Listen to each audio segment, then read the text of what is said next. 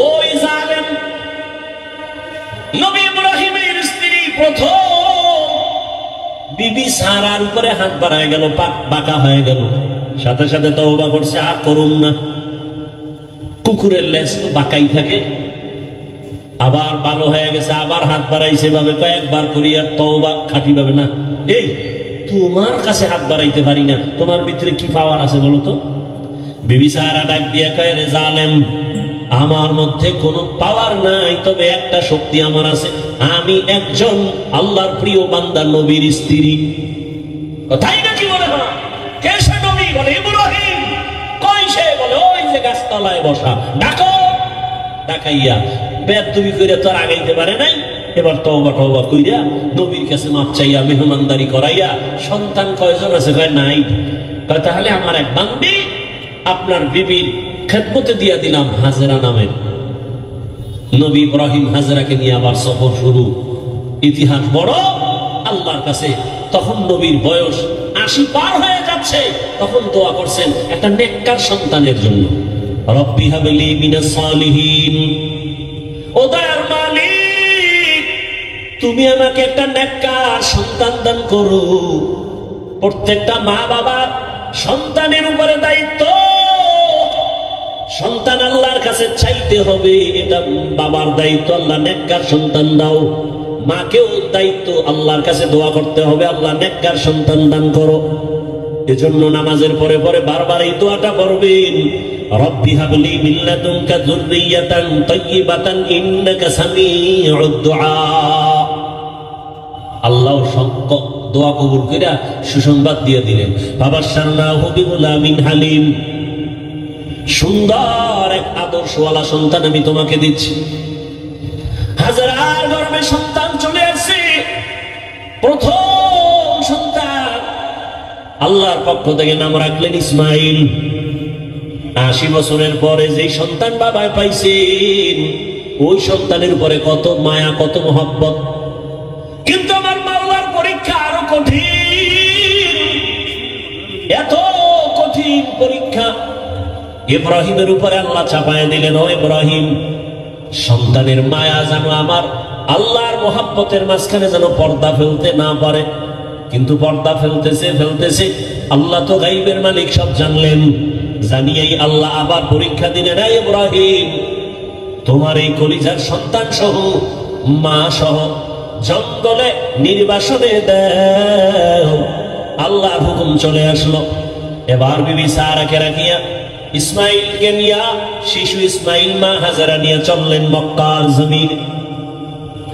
ইন্না আউয়ালা বাইতি উযিআ লিন-নাসি আল্লাযী বিবাক্কাতা মুবারাকান ওয়া হুদা, মুবারাকান ওয়া হুদান লিল-আলামিন।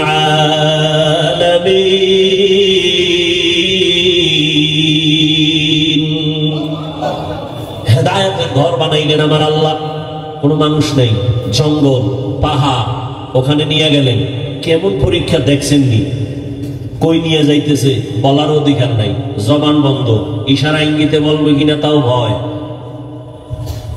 একজন নারী সৃষ্টিগতভাবেই দুর্বল, আবার সাথে শিশু বাচ্চা, আরো পেরেশানি। বাইতুল্লাহর পাশে সাফা মারওয়া, এখন যে পাহাড়ের মাঝখানে জঙ্গল, চতুর্মুখী ওখানে রাখলেন। রাইখা ইব্রাহিম নবী হাঁটা শুরু করছে। কইতন কই আইলাম, কই রাখতেছি, কেন রাখতেছি, কয়দিনের জন্য, কোন আওয়াজ নাই। আল্লাহর পরীক্ষা ইব্রাহিম, জবান খোলা যাবে না। ইব্রাহিম নবী তো যাইতেছে। হাজেরা পেরেশান হয়ে গেলে, ও পয়গম্বর, আমাদের আপনি কোথায় রাখেন? জবাব নাই। কই যান? জবাব নাই। কয়দিনের জন্য? আওয়াজ নাই। শেষ সময় পিছন দিক দিয়া মা হাজেরা ইব্রাহিম নবীর আঁচলটা ধরে বললেন, দাঁড়ান, কথা বলবেন না, ঠিক আছে, এইটা শেষ সময় বইলা যান। আমি যেখানে রাখলেন, এটা কি আমাদের মন মতো নাকি রবের ইশারা? নবী এখনো জবান খুলে না, তবে ইশারায় বললেন রবের ইশারা। মাথা নাড়াইয়া বললেন, এটা রবের হুকুম। লা তাআতা লি মাখলুকিন ফি মাসিয়াতিল খালিক। খুতবায় হাদিস পড়েছিলাম, নবী বলেন কোন মাখলুকের মন সন্তুষ্ট করার জন্য মালিকের সাথে কোনো বিরোধিতা করা যাবে না, অথবা আমার আল্লাহকে বেজার করে কোনো মাখলুকের খুশি করা যাবে না, হারাম। আল্লাহকে বেজার করে মা বাবারে খুশি করা হারাম, আল্লাহকে বেজার করে পীরকে খুশি করা হারাম, আল্লাহকে বেজার করে ওস্তাদকে খুশি করা হারাম, আল্লাহকে বেজার করে কোনো ব্যক্তিকে খুশি করা হারাম। দুনিয়ার সব বেজার হয়ে যাক, কোনো দুঃখ নাই, আমার আল্লাহকে বেজার করা যাবে না। ইশারায় বললেন না, রবের হুকুমে রেখে গেল, রেখে তো গেলেন। ইব্রাহিম নবী তো জবান বন্ধ, কোনো আওয়াজ নাই, ইশারায় বুঝাইলেন রবের হুকুম। এই আওয়াজটা পাইয়া মহিলাদের দিল তো স্বাভাবিক একটু নরম, মা হাজেরা কান্না শুরু করলেন আর বললেন, ও দয়ার স্বামী, এখানে আপনি আমার রবের হুকুমে রেখে যাইতেছেন, আমার বাচ্চা শিশু ইসমাইল ছাড়া কেউ নাই, মানুষ নাই, জঙ্গল পাহাড় অন্ধকার, একটু পানি আছে, এই পানি যদি না থাকে কোথায় যাব? বাচ্চারে যদি দুধ পান করাইতে না পারি, নির্জন জায়গা, কোথায় যাব? আপনার কাছে কোনো দাবি নাই, মালিকের কাছে একটু দোয়া করবেন আমাদের জন্য। ইব্রাহিম নবীর জবান তো বন্ধ, হাজেরা বলতেছে, নবী কানে শুনতেছে, জবাব না দিয়া হাঁটতেছে, হাইটা হাইটা পাহাড় বাইয়া নিচে নামলেন। নিচে নাইমা ইব্রাহিম নবী মালিকের দরবারে হাত উঁচু করে দোয়া করলেন, রব্বানা ইন্নী আসকানতু মিন যুররিয়্যাতি বিওয়াদিন গায়রি যি যারইন ইনদা বাইতিকাল মুহাররম ربنا ليقيموا الصلاة فاجعل أفئدة الناس تهوي إليهم وارزقهم। আল্লাহর নবী দোয়া করলেন আল্লাহর দরবারে, আল্লাহ তোমার হুকুম, এতদিন যত পরীক্ষা করেছো, ধৈর্য ধরে ধরে পাশ করার চেষ্টা করেছি, আমার জীবনের শেষ সময় একটা সন্তান দিয়েছো, মোর বড় মায়ার সন্তান, এই বয়সের সন্তানটাকেও পরীক্ষার মাঝে ফালাইছো, কোনো দাবি নাই, একটা দাবি, আল্লাহ তুমি ধৈর্য দাও, পাশ করার তৌফিক দাও। আর আমার শিশু সন্তান, কত কলিজার মায়ার আমার সন্তান রেখে আসি, তোমার কাছে আমার দোয়া করলাম, কয়েকটা দোয়া। এক নাম্বার, ও আল্লাহ মেহেরবানি করে এখানে তুমি অন্য মানুষের বাসস্থানের ব্যবস্থা করে দাও, যেই জঙ্গলটাকে তুমি সাফ করে দাও, খানার আয়োজন করে দাও, ওরা নামাজ পড়বে এবং শুকর আদায় করবে, তোমার রিজিকের ব্যবস্থা করে দাও, মানুষের ব্যবস্থা করে দাও, পানির ব্যবস্থা করে দাও। আল্লাহর নবীর দোয়া আসমানে কবুল হয়ে গেল। নবী ইব্রাহিম চলে গেলেন, মা হাজেরা, ইসমাইল, শিশু বাচ্চা, আর কেউ নাই। এক সময় পানি যা ছিল সব শেষ, এখন পানিও নাই। আম্মাজান বাচ্চা ইসমাইলকে দুগ্ধ পান করাচ্ছেন, এক পর্যায়ে দুধও শেষ হয়ে গেল, বাচ্চাকে আর কি দিবে? খাবার, কোনো খাবার নাই, অচেনা জায়গা, চতুর্পার্শ্বে জঙ্গল, কোনো আওয়াজ নাই, মানুষ নাই, এমন এক হালাত। হাজেরা পাগলনির মতো হয়ে গেলেন, বাচ্চাটা কান্না করে ক্ষুধা।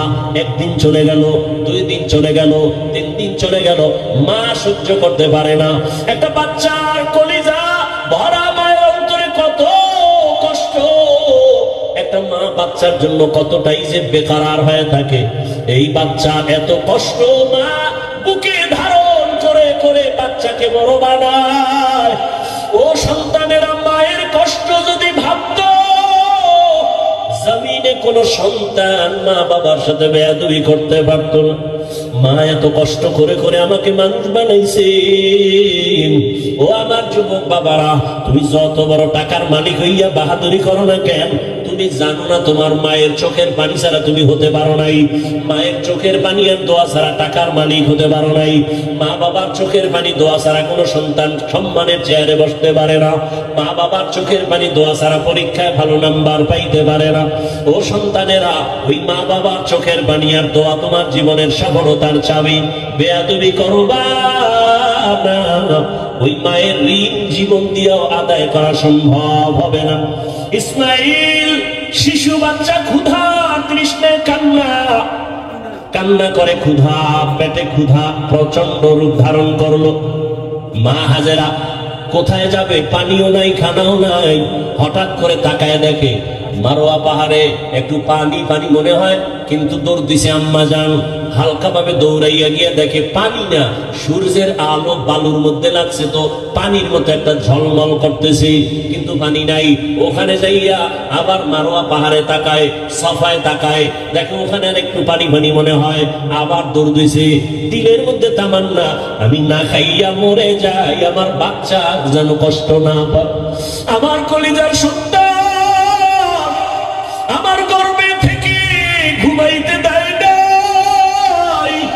একটা বাচ্চা গর্ভে নিয়ে মা খানা খাইতে বসে, বাচ্চা পেটের মধ্যে আঘাত করেছে, মায়ের পেটে এমন বেদনা শুরু হয়েছে, মা খানার প্লেটটা সরাইয়া বিছানায় শুয়ে কান্না শুরু করেছে। রহমতের নবী বলেন, ও নারীরা, এত মর্যাদা তোমাদেরকে দেওয়া হয়েছে, আর কিয়ামত পর্যন্ত কেউ মর্যাদা বাড়াতে পারবে না। ওই যে বাচ্চা গর্ভে নিয়ে কষ্ট করে করে না খাইয়া দিন কাটাইলাম, এক একটা দিন আমার আল্লাহ নারীর আমলনামায় রোজার সওয়াব দান করবেন। মা বাচ্চা গর্ভে নিয়ে রাতে ঘুমের বিছানায় গেছে, হঠাৎ করে বাচ্চা আঘাত করেছে, মা ঘুমাইতে পারে নাই, সারা রাত কান্না করে কাটাইছে। আল্লাহর নবী বলেন, একটা মা বাচ্চা গর্ভে নিয়ে রাত ঘুমাইতে পারে না, আল্লাহ তাআলা ওই মায়ের আমলনামায় কদরের রাতের সওয়াব আল্লাহ দান করবেন। এত মর্যাদা নারীদেরকে আল্লাহ দান করেছেন। আজকে যারা বলে ইসলাম নারীর অধিকার দেয় নাই, মর্যাদা দেয় নাই, এদের মতো চরিত্রহীন মুসলমান, ইসলামের দুশ্মন, মানবতার দুশ্মন জমিনে আর কেউ নাই। মা হাজেরা দৌড় দিলেন দুই পাহাড়ের মাঝে, দৌড় দিলেন কয়েকবার। এই যে দৌড় আল্লাহর কাছে খুব ভালো লাগছে। আল্লাহ পাক কিয়ামত পর্যন্ত আইন বানায় দিলেন, বিধান বানায় দিলেন। এই মক্কার হাজিরা, হজ করতে যদি যাও, আমার হাজেরা যেই পাহাড়ে 7টা চক্কর লাগাইছে, হাজি যদি হজ করতে গিয়া সাফা মারওয়ায় আমার হাজেরার মতো চক্কর না দাও, আমি কোন হাজির হজ কবুল করব না। নবীজি বাইতুল্লাহ তাওয়াফ কইরা যখন চক্কর দিতে গেছে সাফা মারওয়ায়, নবী শেষ বয়সে হজের সময় খুব কষ্ট লাগছে, আল্লাহর কাছে কয় মনে মনে, ও আল্লাহ, তুমি আমারে, হাজেরা দৌড় দিছে, যদি মায়ে দৌড়টা না দিত আমাকে কষ্ট লাগতো নি।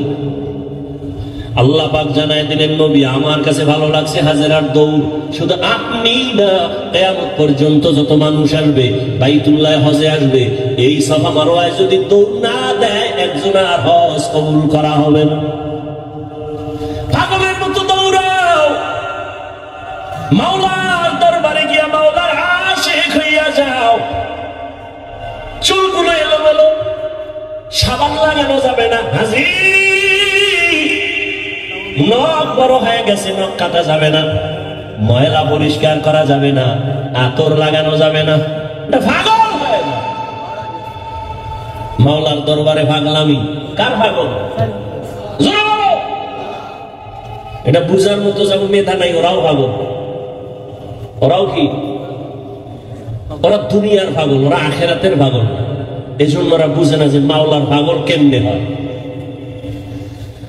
হ্যাঁ, ওখানে গিয়া পাগলামি, মাওলা পাকের মুহাব্বতের আশিক, আশিক মাশুক কি চায় সেইটাই দেওয়ার জন্য পাগল।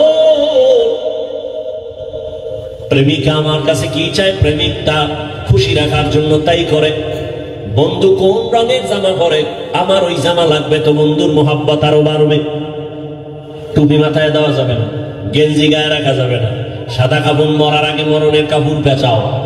এইবার সবার এক আওয়াজ, কে ফকির, কে ধনী, কে শিক্ষিত, কে অশিক্ষিত, সবার এক পোশাক, এক আওয়াজ, সব এক দরবারের ভিক্ষু, সবার আওয়াজ এক, লাব্বাইক আল্লাহুম্মা লাব্বাইক, লাব্বাইক লা শারীকা লাক লাব্বাইক, ইন্নাল হামদা ওয়ান নি'মাতা লাকা ওয়াল মুলক লা শারীকা লাক। আপনাদের কষ্ট হয় মনে হয়? আরেকটু সামনে যাব, শেষ করে দেই কথাগুলো। ভাইয়েরা আমার, উঠা বসা করলেন মোনাজাত দিয়ে দেন। আমি এটা পারবো না, কারণ কষ্ট, আপনি যদি আমাকে মূল্যায়ন না করেন, আমার দরকার কি বয়ান করা? ভাইয়েরা আমার, মা হাজেরা দৌড়াচ্ছে না, চোখের পানি গুলো পড়তেছে, ইসমাইল বাচ্চাও কান্না করে। বাচ্চা কান্না করলে দেখবেন ওদের পা গুলো লাফায়নি। দেখছেন আপ ডাউন করে, তো বাচ্চার পা লাফাচ্ছে, হঠাৎ করে পানির ফোয়ারা শুরু হয়ে গেছে। মা হাজেরা পানি দেখে একটা দৌড়াইয়া গিয়া পানিটারে আটকানোর জন্য, পারে না মহিলা মানুষ, খুব খুশি, তার ইব্রানি ভাষায় একটা আওয়াজ দিলেন। দেখছেন নি মাওলার কুদরত, কি দিলেন? পানিকে বললেন জাম জাম, থাম থাম। আল্লাহর কাছে এই শব্দটাও কবুল হয়ে গেছে। কিয়ামত পর্যন্ত এই পানিকে কি পানি বলে? শব্দটা কার? এই মাত্র বলছি শেষ। মা হাজেরার জবানের আওয়াজ জাম জাম, থাম থাম। পৃথিবীর বিশুদ্ধ পানি। সাহাবাদের মধ্য থেকে কেউ নবীকে জিজ্ঞাসা করলেন, ইয়া রাসূলুল্লাহ, এই জমজম কূপের পানির তলা কই? Crore crore crore million trillion trillion পানি হাজী সাহেবরা নিয়ে যায়, কমে না বাড়ে না, সমান। নবী কয় এই জমজম পানির কূপের তলা হলো হাউজে কাউসারের সাথে। আর কোথার সাথে? মুফাসসিরিনে কেরাম লিখেছেন কাউসারের পানির থেকে জমজমের মূল্য বেশি। রাসূলকে যখন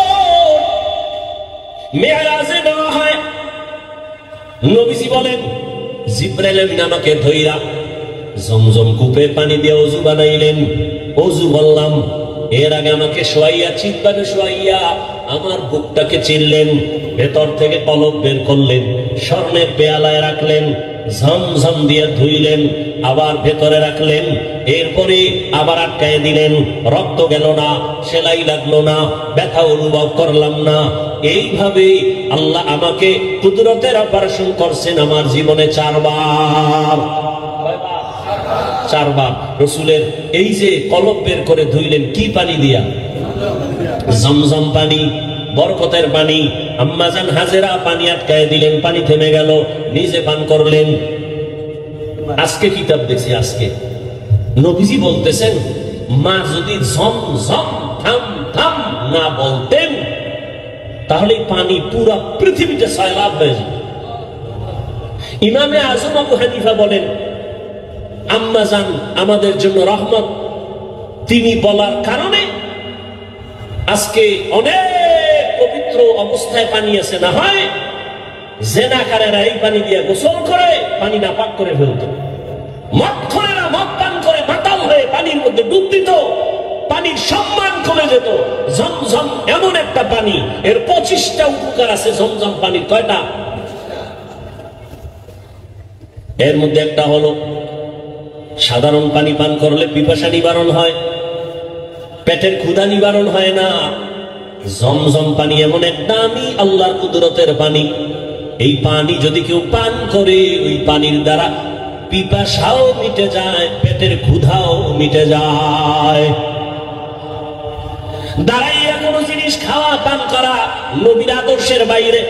তবে জমজমের পানি তুমি দাঁড়ায় পান করো, এটা তোমার কোনো সুন্নত আদায় হবে।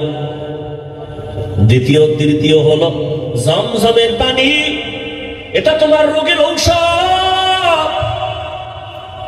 কত পার্সেন্ট সেবা করবে, তোমার ঔষধের ক্রিয়া করবে? কয় তোমার আকীদা, বিশ্বাসের মজবুতি যত পার্সেন্ট তত পার্সেন্ট।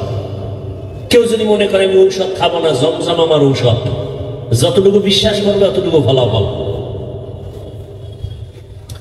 পানি পান করলেন, ইসমাইল সুস্থ হওয়া শুরু হয়ে গেল, একটা দোয়া কবুল হয়ে গেছে। কার দোয়া? ইব্রাহিম নবীর দোয়া। লোকজন আল্লাহ আইনে দিয়েও এক দোয়া করছেন। ব্যবসায়ীরা যাচ্ছে এলাকা দিয়ে, পানির প্রয়োজন, খুঁজতে খুঁজতে এই জমজমের কাছে হাজির। মালিককে? মহিলা, বাচ্চাওয়ালা। আমাকে একটু পানি দিবেননি? মা হাজেরা বলে দিব, বেশি দিব, যত লাগে তত নেন, শর্ত এখানে বাড়িঘর করেন, চাষাবাদ করেন, থাকেন। আবাদ শুরু হয়ে গেল। এবার আর এক দোয়া চাইছে ইব্রাহিম নবী, ওয়ারযুকহুম, রিজিকের ব্যবস্থা করেন। আল্লাহ পাক রব্বুল আলামিন জিবরাইলের মাধ্যমে তায়েফের জমিনে কুদরতে আল্লাহ এক ফলের বাগান এনে দিলেন। যেই বাগানে 12 মাস ফল হবে, ফল হবে 12 মাস। আল্লাহ রিজিকের ব্যবস্থা করে দিলেন, মানুষজন বসবাস শুরু হয়ে গেল। এখন আর ওয়ানাবাদী এলাকা আবাদি হয়ে গেল, মানুষজনের অভাব নাই।